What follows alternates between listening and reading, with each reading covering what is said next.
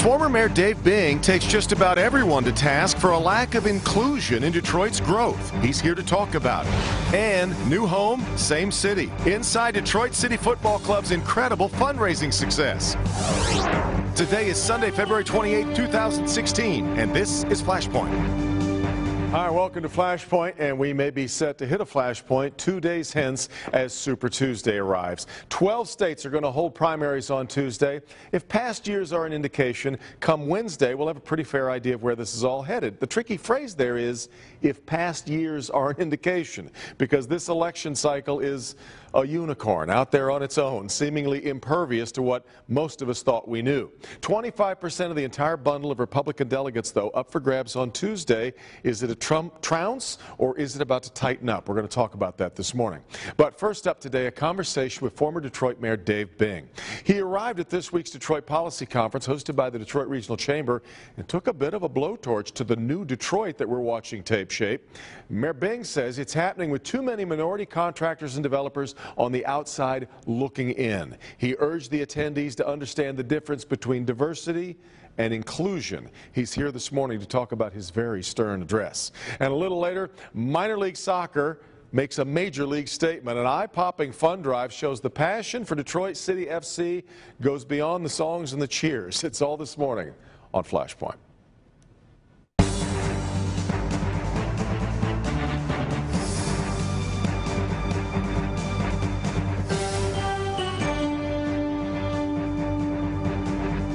This past week, the Detroit Regional Chamber hosted a Detroit Policy Conference, a day of discussions at Motor City Casino. I'm not sure anyone expected what Dave Bing had to say. Here's part of it. As much as we say or think that we're being inclusive, the reality is we're not.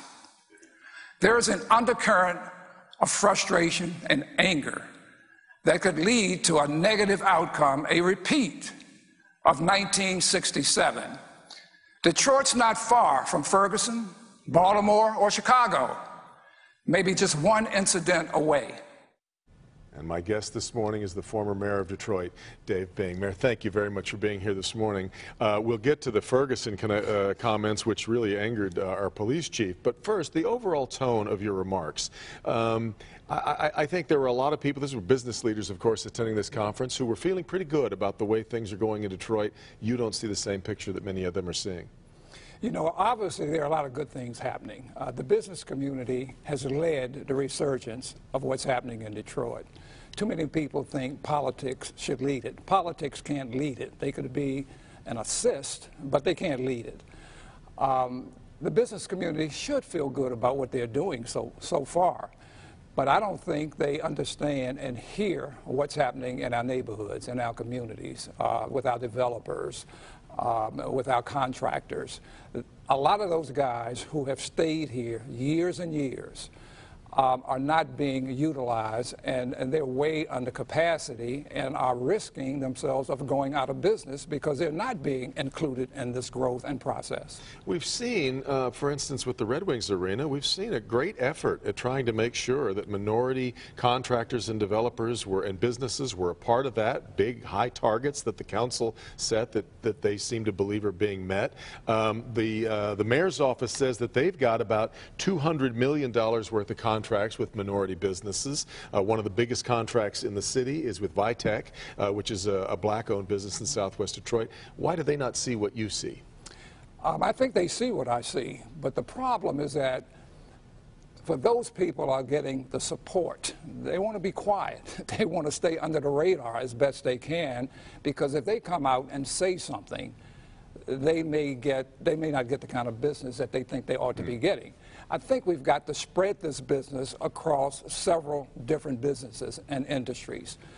We've got just an unbelievable amount of businesses that have stayed here and done well. We've got a 10 or 20-year window, in my opinion, to continue to invest in our city to bring it back. If these companies aren't going to be utilized in that window of opportunity, most of them will go out of business. To Chief Craig's comments, he was not happy at all with your remarks regarding that you said Detroit's not far from Ferguson, not far from Baltimore. He believes there's a very different dynamic here, especially when it comes to the relationship between the police department and its citizenry. And I think that he felt that you were kind of trying to light a match in a room that really doesn't need any sort of anything flammable. We shouldn't get too comfortable about what's going on in the city right now in terms of the good things. As an athlete, I was an offensive player. I'd rather play offense than defense any day. Because defense, all you're doing is reacting to something. I don't want us as a city not to worry about what's going on. And so we have to react to some stupid individual doing something crazy. That's what's happening in a lot of the cities across the country. I'm hopeful that the chief and the police are doing what he says they're doing. I have no doubt that they're doing a decent job, and I don't think that my comments were directed at the police department or city government at all. It was the business community in terms of we got to hire people, we got to train people, we've got to make sure that we support people, include them as best we can.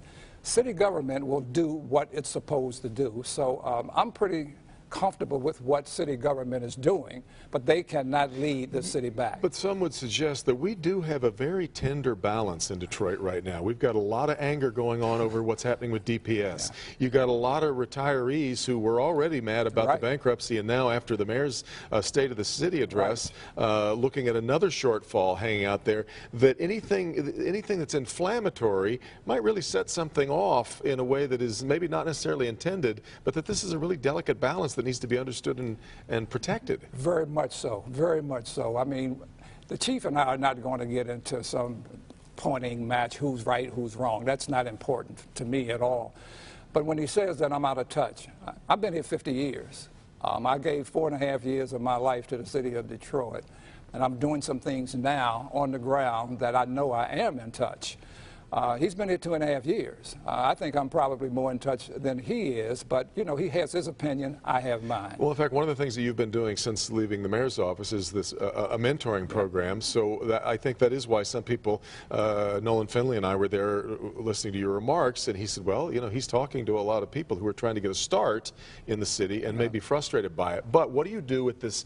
I know that there are some, I heard them on Twitter, I saw it on social media, that say, Dave Bing's just got some sour grapes here over, number one, his successor in Mike Duggan, who has a leeway that you never had. He doesn't have an emergency manager around him right now. He's free of bankruptcy, and he's getting to do things that you were never allowed to do. I'm too old to even worry about that, to be very honest with you. You know, I did what I could do in a terrible environment. And I think what we left for Mike Duggan to take over, he had a much clearer path than I had when I came in. I'm supportive of Mike. We've known each other a long time. I have nothing negative to say about him whatsoever. I'm a cheerleader for him. I want him to do well, because when he does well and this administration does well, so does our city. And I'm concerned about a city that I've been a part of for the last 50 years. So, but I think somebody's got to be able to have the guts to stand up and say the things that people are whispering about right now. The worst thing that we can do is put our heads in the sand and act like everything is hunky-dory. It's not. What's the prescription then for moving forward? We've seen when you do things like community benefit agreements, that raises its own kind of ire on one side or the other. What's the way forward here? How do you fix it? I would like to see our major businesses here in the city who've got a lot of black people in their companies that nobody knows anything about. Our kids, we tell them, get your education, get your degree, and then come back here. There's going to be an opportunity for you. They don't see that right now. We've got to now expose them to the kind of people in professional jobs so that they understand that jobs are available in the city of Detroit. You do what you're supposed to do. You get your education. There are going to be opportunities. They need to see somebody that's successful. It can't be just athletes. It can't be just politicians. It's got to be the normal guys who are out there doing what they do, making a lot of money and making a difference in our city. So let's identify and get our kids introduced to those companies where there are black managers. so that those kids can say, okay, one day I can have a job like this. I think that's what we need to do. Aspire to. Yeah. Well, you started an awful lot of conversations over there at the conference, and obviously a conversation will continue here at this table. Mayor Bank, it's great to have you back again. Thank you. Good to be back always. Thank you. When we come back, we'll talk about the debate the other night. Did that get us set for Super Tuesday? This is Flashpoint on Local 4.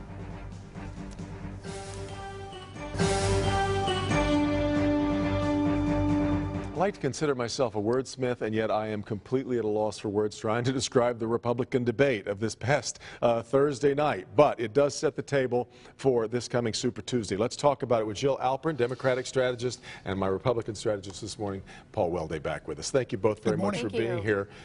First off, your thought on where we were on Thursday night was... 2 words: mud wrestling. There you go. It really was. It's hard to argue with that. It was a knockdown, drag-out fight. And frankly, Donald Trump took some hits. There's no question about it. The real question is, does it matter? Are we paying attention now, or has the narrative already been set and we're all kind of moving in that direction? Very little has seemed to matter when it comes to the way that this race is covered. Truth-telling, you know, when you look at the fact-finding the next day, none of those things seem to necessarily matter to Trump supporters, Jill. Right, they really don't. It's like they're angry and that's it, you know, game over. But there's a high inflection moment coming up in all of these states, and it really does bring more national attention to the contest. So it will be very interesting to see how he does when not just party regulars and then outsiders, extreme outsiders, are paying attention. Yeah. It is interesting that we're here going into Super Tuesday. If I would have told you, Paul, 3 months ago even, that as we got the field down to 5, that it would not include Jeb Bush and Chris Christie, you would have said? I would have said, no way. Let's bet, you know, because no one would have anticipated where we are today. And I think the field's going to winnow even further. Not so much on Super Tuesday, March 1st, but when we get to Michigan, that's really going to determine who the alternative is to Donald Trump, or if there's even an alternative at all. You expect the same? I mean, Michigan has been, we've watched party leaders and political leaders here trying to move things around forever to try and make Michigan matter. Michigan's going to matter this time? Oh, I think it will matter because you'll have all this attention focused on 11 states and American Samoa, and I think that Clinton will emerge and really strike away in the pledge delegate count. She has a lot of support among the super delegates. We see her 30 points ahead among women, over 40 points ahead among African Americans. She will do well in South Carolina. That will propel her into Super Tuesday. But then all eyes will be on Michigan. And we do have a very diverse electorate. That is why party leaders have wanted to move our state up before and challenged Iowa and New Hampshire's first in the nation status. You've been a Clinton supporter, but we also know that there's got to be some frustration among the Sanders supporters looking, wait a minute, these races have been really close in all these states. He won New Hampshire, and yet because of the superdelegate system, Hillary Clinton is way ahead in delegates that doesn't seem to match up with where this vote has been. Well, you've got 4% of the delegates being allocated in the first 4 states. We've only been through 3. There are so many delegates on the board here, and I do think based on demographics and what we're seeing in polls that Secretary Clinton will move ahead, and then she'll both have a significant lead in pledge delegates as well as the supers. Interesting point. Supers move around. And the supers went with Barack Obama, who was seen as the insurgent, and they started with Howard Dean and moved to John Kerry.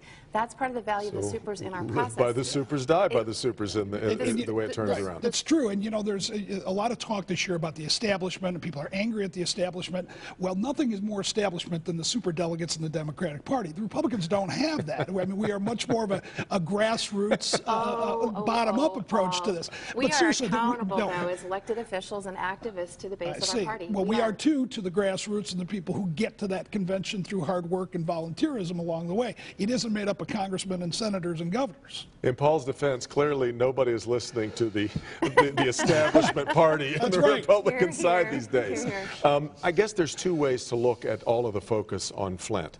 Some people, Jill, would say, look, this has been so politicized. Other people would say, this is exactly what elections are about, finding the issues that really matter to people and resonate with people. And it's really critical that we start talking about infrastructure in this country, and this is a good place to do it. Absolutely. Look, this is a problem in our country. The deindustrialization of our country has not been dealt with effectively by largely Republican governors and Republican legislators. Yet they're still giving corporate tax cuts, $1 billion corporate tax cut, to businesses, and then not having the money to pay for it.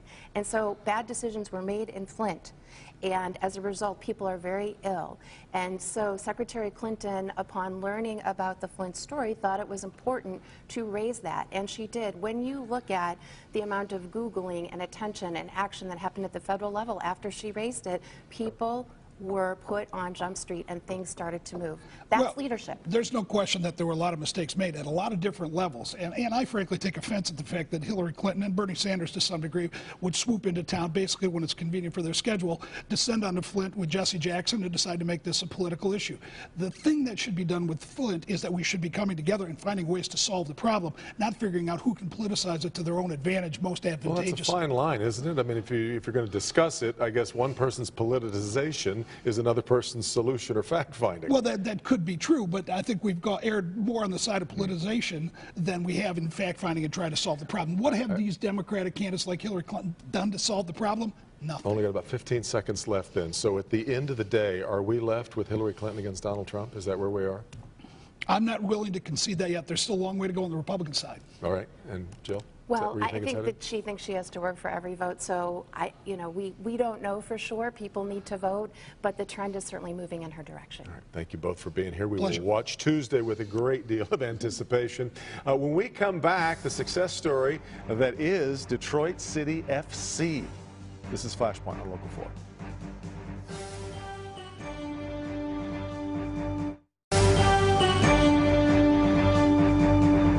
All right, welcome back. We have followed the story of the Detroit City Football Club with keen and ardent interest. The wins and losses, of course, but the crazed crowds at the games, the sale of Detroit FC merchandise, which you see everywhere. And now, how about almost $750,000 raised in crowdfunding for stadium improvements? Where's all this headed? Well, let's talk with the co-owners of the team, Sean Mann and Alex Wright. Guys, thanks very much for coming this morning. When you started this crowdfunding effort, I mean, you know that you guys have been a hit among your very passionate fans, but did you have any idea that there was $750,000 out there waiting for you? Well, we're kind of gambling on it coming through, and so we're pretty grateful that it panned out. And what it started out with was the fact that we outgrew our old stadium at Cass Tech. We sold out basically every home game last year, and we needed a bigger home to keep that growth going and keep the momentum around the club. And we needed more of a proper soccer field to actually play on than Cass Tech offered.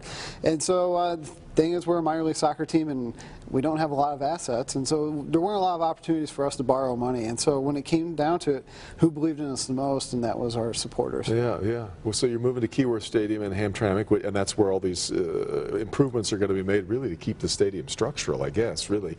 But what do you suppose, Alex, has been the real story of this success? Why is this working? Well, I mean, we get asked that a lot. 5 years ago, we were hoping 200 people would show up, and 1,200 did. And by last summer, we were turning folks away from Cass Tech.